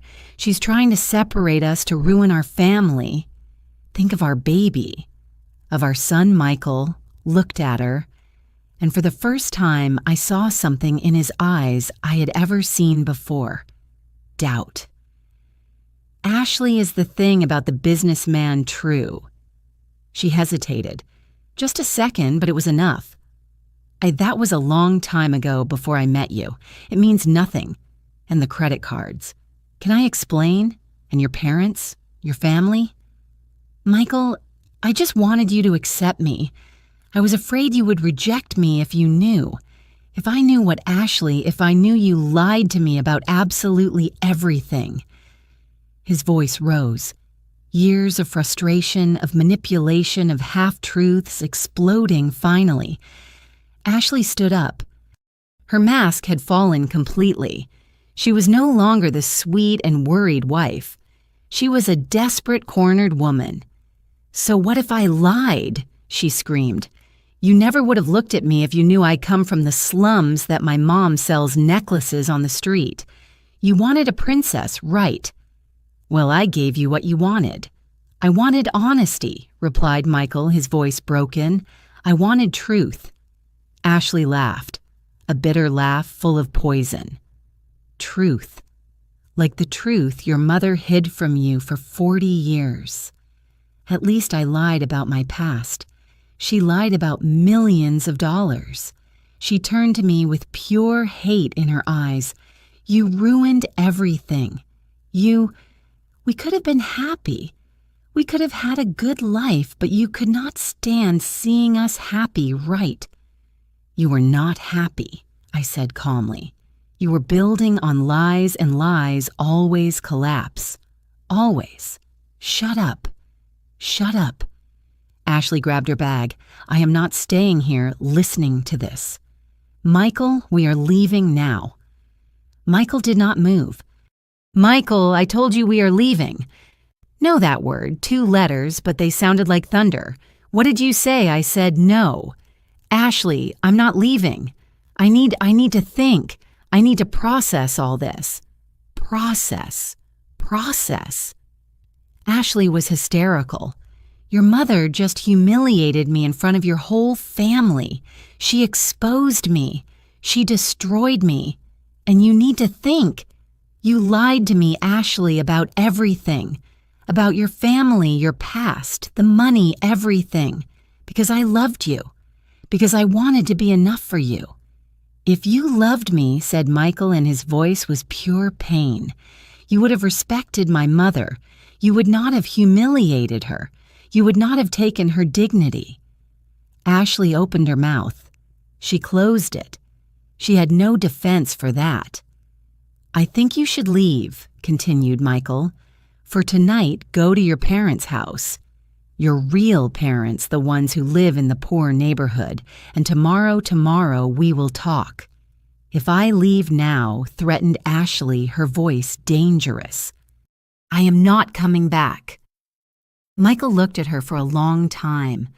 "Then do not come back." The world stopped. Ashley looked at him with disbelief, expecting him to retract, expecting him to run after her, expecting him to beg. But Michael turned around and walked toward me. Ashley remained there frozen for 5 eternal seconds. Then, with a scream of fury, she grabbed her bag and left. The door closed with a slam that made the walls shake.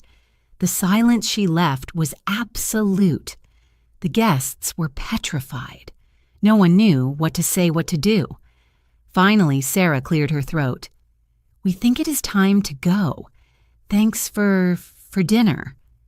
One by one, the family slipped away with murmured apologies, with ashamed looks, until only 3 remained: Michael, Mr. Thompson, and me. Michael let himself fall into the armchair, covered his face with his hands, and cried. He cried like I had not seen him cry since he was a child. I sat beside him, put my hand on his back. I said nothing. I was just there. Mr. Thompson discreetly packed the documents. "Mrs. Amelia, do you need anything else from me tonight?" "No attorney, thanks. For everything at your service. Have a good night." He left. And there we were, mother and son in that pretty house that had become a battlefield. Michael finally spoke.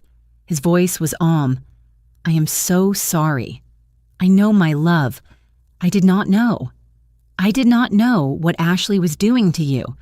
I did not know. I did not know anything. I know. Why did you never tell me about the money, about everything I breathe deep? Because I wanted you to fall in love with life, not with money. I wanted you to build your own path.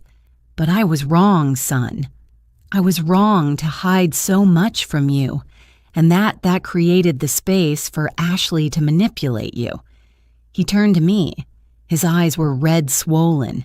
"Now what do I do, Mom? I have a baby on the way. A wife who lied to me. A life that is falling apart." I hugged him, like when he was a child and had nightmares. "Now, my love, you rebuild with truth, with dignity, and I will be here, as I have always been." He cried in my arms until he fell asleep. That night, I covered my 32-year-old son with a blanket. I turned off the lights. I cleaned up what was left of Christmas dinner. And while I washed dishes in that silent kitchen, I asked myself if I had done the right thing. I had destroyed his marriage. I had exposed Ashley. I had revealed secrets that maybe should have stayed buried. But when I saw my reflection in the kitchen window, I saw a woman who had finally recovered her dignity. And that, after all, was worth more than any secret. The days after Christmas were strange, like walking in a world where gravity works differently. Michael stayed at my house in his old room that I had kept exactly as he left it when he went to live alone. Posters of soccer teams, shelves with his school trophies, the twin bed with the blue striped comforter. We did not talk much those first days. He processed. I waited. 3 days after Christmas, Ashley called. It was 11:00 in the morning.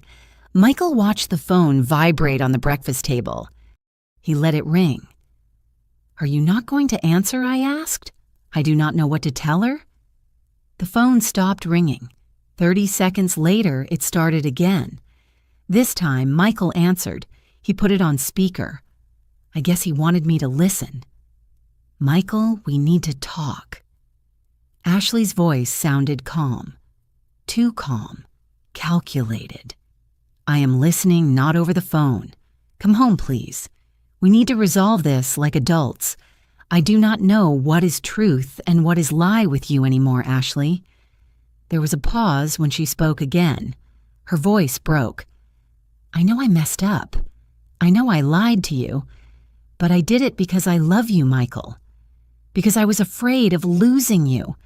You lied to me about your family, about your past, about the money, about everything. I know. And I am going to spend the rest of my life making it up to you. But love, we have a baby on the way. Our son. Are you really going to destroy our family for the mistakes I made master move?" Using the baby as a shield, I saw Michael hesitate. "I am not trying to destroy anything. I am trying to understand who you really are. I am the woman who loves you, the mother of your son. That is what matters. Right?" Another pause. "Your mom put poison in your head, Michael. She showed you papers. She told you half-truths. She manipulated you to hate me. My mom showed me the truth or her version of the truth." Ashley's voice became harder. "Think about it. Well, she hid millions for 40 years. She saw you struggle, work, drown in debt, and never moved a finger to help you. And I am the villain." Michael looked at me, confused, hurt. "Ashley, stop it. No, it is not enough because now your mom has you there in her house under her control. Do you not see what she is doing? She is taking you away from me, from your wife, from your baby. She is repeating the same pattern as always, controlling you. No one controls me." "Oh no, then come home now. Prove to me that you can make your own decisions without your mommy telling you what to do." It was manipulation, pure and crystalline but brilliant. Michael clenched his jaw. "I am coming over, but not to return to talk like you said, like adults. I will wait for you." She hung up. Michael stood up. "Mom, I need to do this. I need to talk to her. Clarify things. I know, son. Go, but go with your eyes open." He left half an hour later. I stayed home knitting a blanket for the baby due in 3 months. Hands busy, mind restless. Michael returned 4 hours later. His face was pale, discomposed. What happened? He let himself fall into the armchair. Ashley. Ashley has a plan. What kind of plan? She wants us to go to Coop's therapy to save our marriage. She showed me videos on YouTube about families overcoming crisis. She talked to me about the baby, about how our son deserves united parents. He breathed deep. And then she told me something that froze my blood. I waited. She told me that if I do not return with her, if we do not fix this, she is going to sue me for maximum alimony. She is going to ask for the house. She is going to make this as dirty and painful as possible. I closed my eyes. Of course, when emotional manipulation does not work, threats come. And what did you tell her that I need time, that I cannot simply erase all the lies and pretend nothing happened? He rubbed his face. Mom, what do I do? I sat beside him. I took his hands. Son, I cannot decide this for you. It is your life, your marriage, your baby. But I am going to tell you what I can offer you. Support. No matter what you decide, even if I go back to her, even if you go back to her because you are my son, and that is never going to change. He cried again. I do not know if I love her, Mom. I do not know if I ever really loved her, or if I just love the idea of what I thought she was. That is the question you have to answer. The following 2 months were a whirlwind. Ashley intensified her campaign, daily calls, messages, ultrasound photos. Look at your son, Michael. Are you really going to abandon us? She hired a lawyer, threatened with a lawsuit for abandonment of the home for psychological violence, invented stories about mistreatment. But then Mr. Thompson did his job. Mr. Michael, he told him one afternoon in my living room, I have investigated the legal situation. Your wife can sue for alimony. Yes. But given that you did not abandon her, she kicked you out of the house when you discovered her lies, and that there is no proven violence. The judge will be reasonable. And the house. The house is in both names, but you paid the down payment with a loan from your company. I have the documents. In a divorce, it would be divided equitably. Considering the credit card debts she hid, probably you would end up selling and dividing the little that remains. Michael nodded slowly. And the baby shared custody, most likely. You have the right to be a father, Mr. Michael. She cannot take that away from you. But then something happened that none of us expected. At the end of February, 2 weeks before the due date, I received a call, an unknown number. Mrs. Amelia. Yes. Who is speaking? I am Rebecca Sanchez Ashley's mom. My heart accelerated. Mrs. Rebecca, I need to talk to you in person. Can we meet?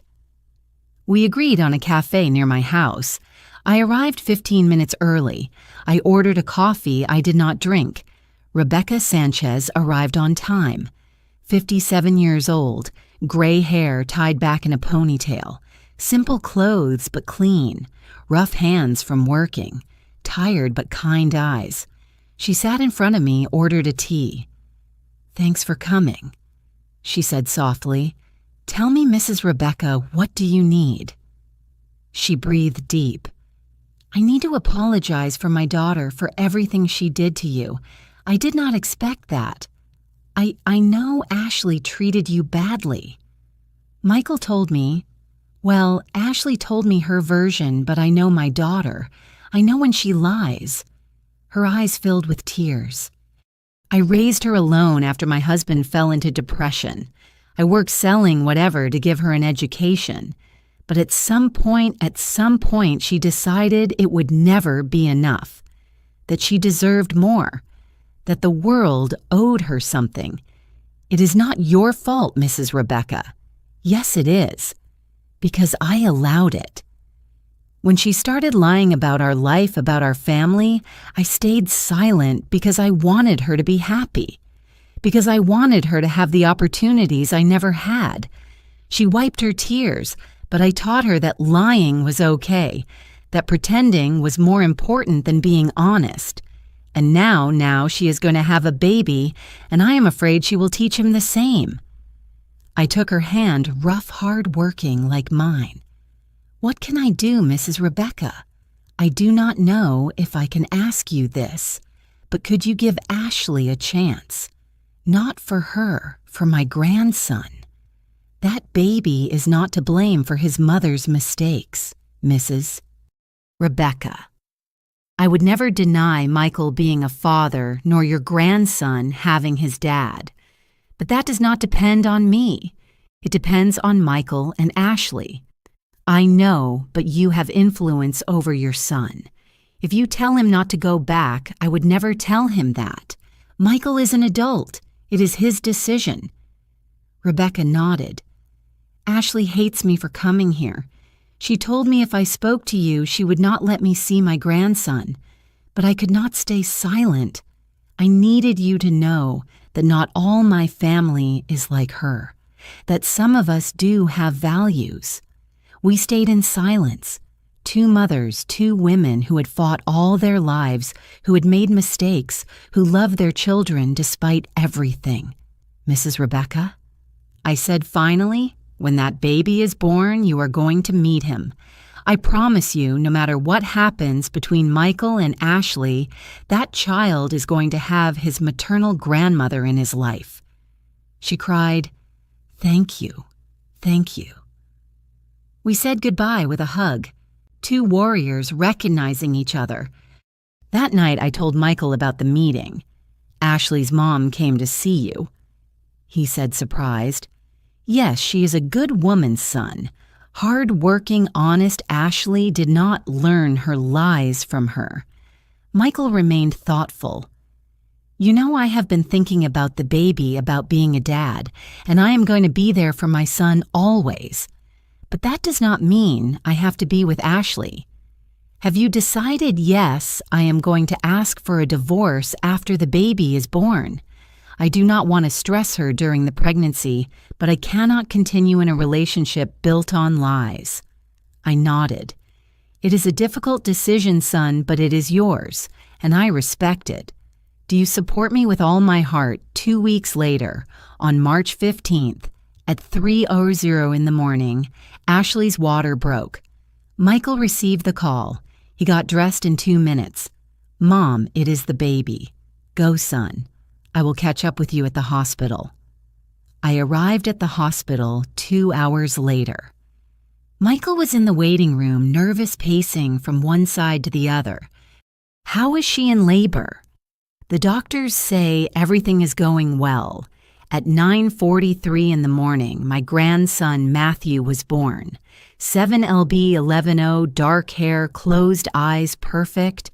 When they let me enter the room, I saw Ashley in bed, exhausted, disheveled, holding the baby. Our eyes met, and in that moment, all the hate, all the war, all the poison evaporated, because there in her arms was my grandson. Blood of my blood, legacy of James, future of our family. Do you want to hold him? Ashley asked softly. I took Matthew in my arms. He smelled new of hope, of a second chance. Hello, my love, I whispered. I am your grandma, and I promise I am going to love you without conditions, without lies, without games, Ashley cried. I do not know if from exhaustion hormones or something deeper. Mrs. Amelia, I am sorry. I am sorry for everything. I looked at her. I really looked at her, and I saw a scared girl who had made terrible decisions trying to escape her past. I know Ashley. I know it was not forgiveness. Not yet, but it was a beginning. The 3 months after Matthew's birth were the strangest of my life, like living in 2 simultaneous realities. In one reality, I was the loving grandmother. I visited Matthew 3 times a week. I brought him clothes. I knitted myself. I held him while Ashley showered or rested. I sang him the same lullabies I had sung to Michael. In the other reality, I was the mother-in-law who had destroyed a marriage. Ashley treated me with cold courtesy. Michael slept in the guest room of his own house. Conversations about divorce were postponed until Ashley recovered from the birth, but we all knew it was a matter of time. In June, 3 months after Matthew's birth, Michael finally did it. He arrived at my house one Saturday afternoon. He sat in the armchair where he had spent so many afternoons of his childhood. Mom, today I spoke with Ashley officially. I asked her for a divorce. My heart tightened. How did she take it?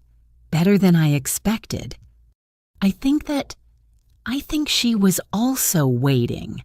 Living together without being together these months has been unbearable for both. And Matthew shared custody. She stays in the house during the week. I have him on weekends. When he is older, we will adjust. He breathed deep. And Mom, there is something else. Tell me. Ashley wants to sell the house. She says she cannot pay the mortgage alone. That, with the credit card debts, she is drowning. There it was. The inevitable consequence of years of living above her means. And what do you want to do? Honestly, selling would be best. Divide what remains. Start over. He looked at me with those eyes that still melted my heart. But Mom, I do not know if I will be able to. The value of the house went down, with what we owe on the mortgage plus the card debts that are in my name too. We are going to come out owing. How much he took out some papers. He had studied them. He had numbers written down in his small, neat handwriting. The house is worth $2,200. We owe $1,700 on the mortgage. The cards add up to $200,000.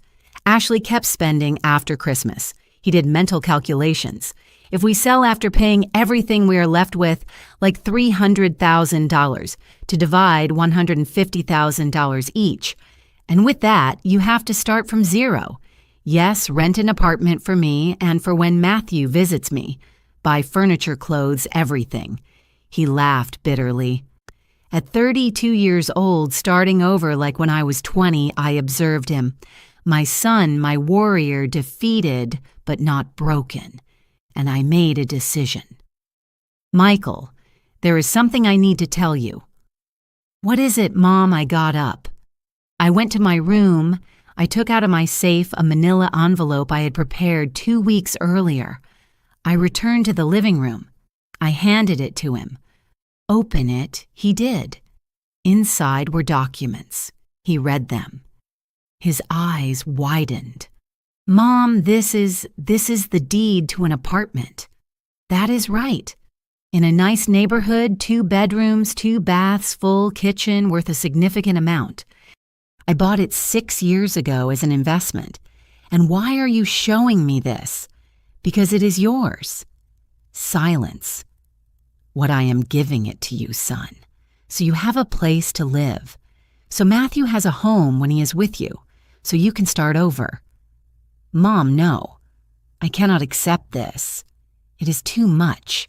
It is not too much. It is fair. It is what I should have done years ago. Support you without making you dependent.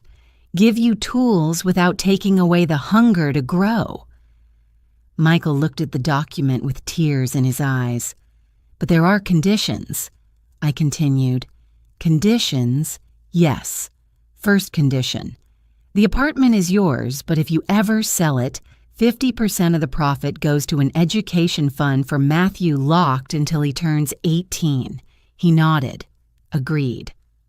Second condition, you pay me symbolic rent $100 a month. Not because I need the money, but because I want you to value what you have, that you never forget that things have a cost. Understood. Third condition. Ashley never ever has access to that apartment. It is your space, Matthew's and yours, a place to rebuild your life without the lies of the past. That is my favorite condition, he said with a sad smile. I hugged him. I love you, son. And I am sorry for not telling you the truth before. I am sorry my silence created the space for Ashley to manipulate you. No, Mom, you are not to blame. I was the fool who believed the lies because I wanted to believe them. We stayed like that, hugging, healing. But I was not finished yet. There was something else I said, separating myself. More, I took out another envelope, this one thinner. This is for Ashley. Michael frowned. For Ashley. Open it. He did.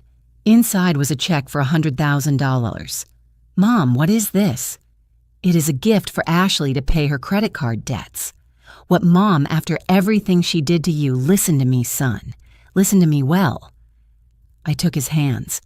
Ashley is the mother of my grandson. I do not have to love her. I do not have to be her friend. But I cannot allow my grandson to grow up in poverty because his mother is drowning in debt. But I do not do it for her. I do it for Matthew, and I do it for you, because while Ashley is financially desperate, she is going to be a desperate mother, and that will affect your son." Michael shook his head, incredulous. "You are too good, Mom. I am not good. I am practical. This is an investment in my grandson's mental health." I paused. "But it also has conditions. Which ones Ashley has to use it only to pay debts? Mr. Thompson will verify that every dollar goes to the banks. If she buys clothes, shoes, anything that is not paying debts, the deal is canceled and I recover the money. And the second condition, Ashley agrees to go to psychological therapy for a minimum of 1 year paid by me. So she works on her problems, her lies, her relationship with money, and if she refuses, then she keeps her debts. Simple." Michael looked at me with admiration. "When did you think of all this? I have been thinking about it for 3 months. Since Matthew was born, since I understood that this was no longer about Ashley and me. It was about that baby." The next day, Michael presented my proposal to Ashley. She called me 2 hours later, crying. "Mrs. Amelia, I do not know what to say. Say nothing. Just accept the conditions and work on being a better person. For Matthew. Why do you do this after everything I did to you? Because I am a mother before being a victim, and that baby deserves the best, including a mom who is well." Ashley went to therapy religiously every week, at first resisting, then opening up. In August, 6 months after Matthew's birth, they signed the divorce. It was amicable, sad, but necessary. Michael moved into his apartment. He decorated it simply comfortable. He prepared the second room for Matthew with all his love. And every weekend, my grandson arrived at that space. Sometimes I went to visit them. I cooked for Michael. I played with Matthew. We were family again, wounded but healing.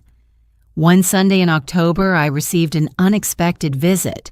Ashley knocked on my door with Matthew in her arms. She was wearing simple clothes, no excessive makeup. She looked real. "Mrs. Amelia, can we talk?" I invited her in. I made coffee. We sat in my living room.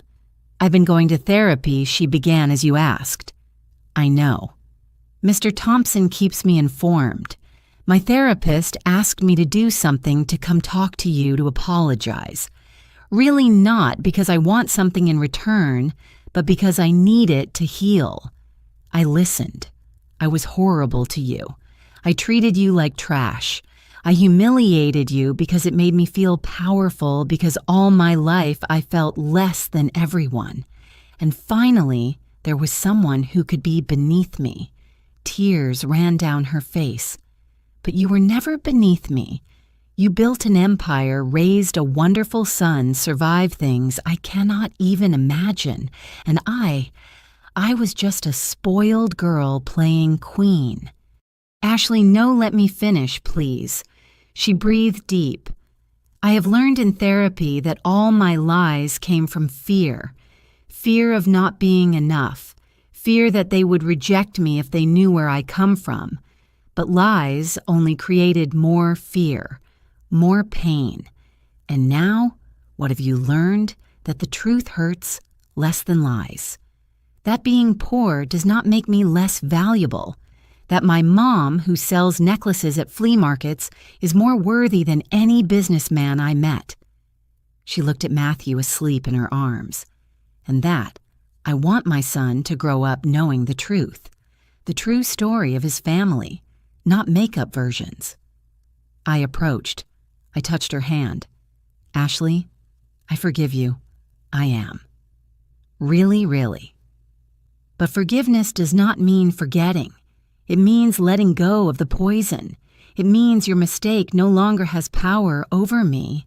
Thank you. Thank you." She left an hour later, lighter, freer, and I also felt free. The following months were of reconstruction. Michael flourished in his new apartment. He got a promotion at work, started saving again. Ashley continued with her therapy. She sold the leased BMW, bought a modest car, stopped pretending to be who she was not. And Matthew grew surrounded by love from 2 homes, from truth. One year after the Christmas explosion, I convened a family meeting. Michael Ashley, Rebecca Ashley's mom, Mr. Thompson, and me. I gathered you because I need to communicate some decisions. I began. Everyone looked at me expectant. I have updated my will. Silence. Michael, you will inherit one of my apartments in the financial district valued at over $1 million and an investment fund of $500,000. Michael blinked. Mom, wait. I have not finished. I looked at Matthew playing with blocks on the floor. For Matthew, I have created a trust, substantial funds locked until he turns 25 for his education, his future, his dreams. Ashley gasped. Mrs. Amelia, that is too much. It is not for you, it is for him. So he never has to lie about who he is. So he has real opportunities, not fantasies. I continued. The rest of my assets, approximately $3 million, will go to the Amelia Mendes Foundation for Enterprising Widows. Michael smiled. Mom, it is perfect. Women like me, like Rebecca, like so many who are left alone and have to build from scratch. We will give them microloans training support. I looked at Rebecca. In fact, Mrs. Rebecca, I would like you to be part of the board of directors. Rebecca cried. Me you because you know what it is to struggle and because your honesty is what this foundation needs. That afternoon, we all signed documents. We sealed the future, and for the first time in years, I felt at peace. 6 months later, the Amelia Mendes Foundation opened its doors. Small office downtown, 3 employees, a pilot program with 20 women. The opening was simple. Coffee, sweet bread, brave women telling their stories. Michael was there with Matthew in his arms. Ashley came too. Rebecca cut the inaugural ribbon, and me, Amelia, the widow, the seamstress, the woman who built an empire in silence. Finally, I could shout my truth. That night back in my house, I sat in my floral armchair, the same one where I had spent 40 years sowing dreams. I took out an old photo, James and I young hugging in front of our humble little house. We did it, my love, I whispered. Our son is a good man. Our grandson will have a future. And your widow never stopped fighting. I put the photo away, turned off the light, and slept in peace. 3 years later, Matthew is 4 years old. He is a bright, curious, loving boy. He spends weekends with Michael. During the week, he is with Ashley. And every Tuesday and Thursday, he comes to my house. His day with Grandma. We bake cookies. I teach him to use my old Singer machine. I tell him stories of his grandfather, James. Michael got married again to a woman named Helen, elementary school teacher. Simple, honest, kind. The wedding was small, beautiful, real. Ashley also rebuilt her life. She has a boyfriend, a mechanic from her old neighborhood who met her selling at the flea market with her mom. He loves her for who she is not, for who she pretends to be.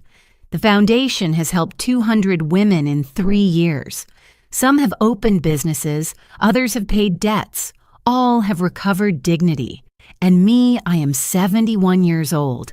I keep sewing. No longer for money, for love. Every stitch is a prayer.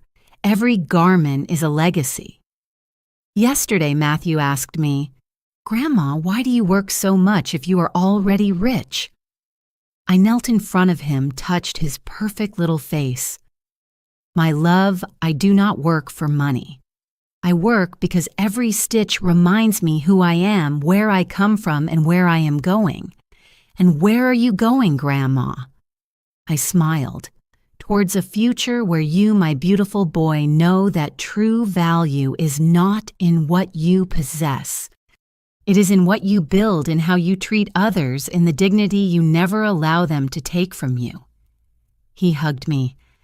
I love you, Grandma, and I love you, my sky, and I love you.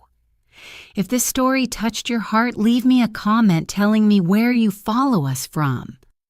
What lesson do you take away? Have you ever had to defend your dignity in front of your own family? Share your experience. Like, if you believe dignity has no price, and subscribe to keep listening to stories of women who rise, who fight, who never give up. Because in the end, true wealth is not in what you keep in the bank. It is in what you never allow them to take from you. Your name, your truth, your dignity. May this story remind you that it is never too late to recover your voice, to set limits, to say enough. Until the next story, take care of yourselves and never, never forget your worth. The end.